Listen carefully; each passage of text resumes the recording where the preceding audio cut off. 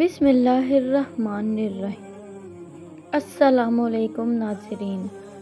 ایک مرتبہ حضرت سلیمان علیہ السلام کے پاس ایک الو آیا اور آ کر سلام عرض کیا۔ حضرت سلیمان علیہ السلام نے سلام کا جواب دیا۔ پھر آپ علیہ السلام نے اس الو سے پوچھا کہ اچھا مجھے بتاؤ کہ تم کھیت کی چیزوں کو کیوں نہیں کھاتے؟ کھیتوں میں طرح طرح کی چیزیں ہیں کھانے کو اور تم نہیں کھاتے، اس کی کیا وجہ ہے؟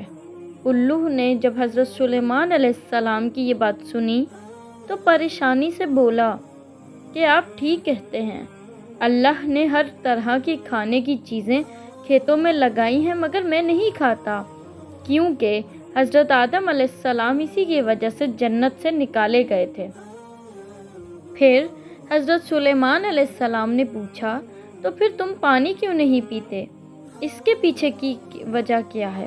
الو نے کہا کہ میں پانی اس لیے نہیں پیتا کیونکہ حضرت نوح علیہ السلام کی قوم پانی میں ہی غرق ہو گئی تھی۔ اس کے بعد حضرت سلیمان علیہ السلام نے پھر الو سے پوچھا کہ تو نے آبادی کو کیوں خیر آباد کہہ دیا اور ویرانے میں رہنا تو نے کیوں پسند کیا؟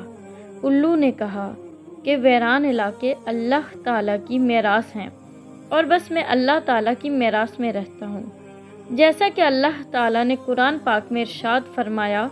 قرآن پاک کی سورۃ القصص کی آیت نمبر 58، جس کا ترجمہ یہ ہے، اور ہم بہت سی ایسی بستیاں ہلاک کر چکے ہیں جو اپنے سامان عیش پر نازاں تھے، سو دیکھ لو یہ ان کے گھر تمہاری آنکھوں کے سامنے پڑے ہیں کہ ان کے بعد آباد ہی نہ ہوئے مگر تھوڑی دیر کے لیے، اور آخرکار ان کے سب سامانوں کے ہم ہی وارث ہوئے۔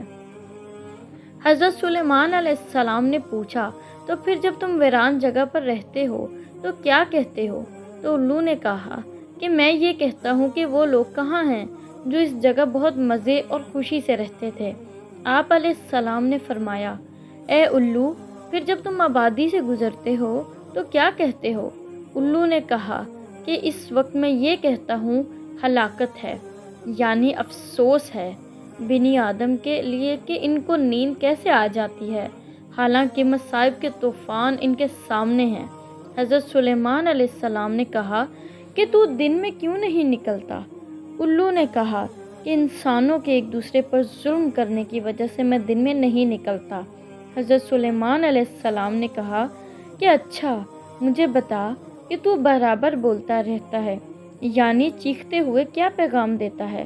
الو نے کہا کہ میرا پیغام یہ ہوتا ہے کہ اے غفلت کی نیند سونے والو، اللہ سے ڈرو اور اپنی آخرت کے لیے کچھ نیک اعمال اکٹھے کر لو اور سفر آخرت کے لیے ہمیشہ تیار رہو۔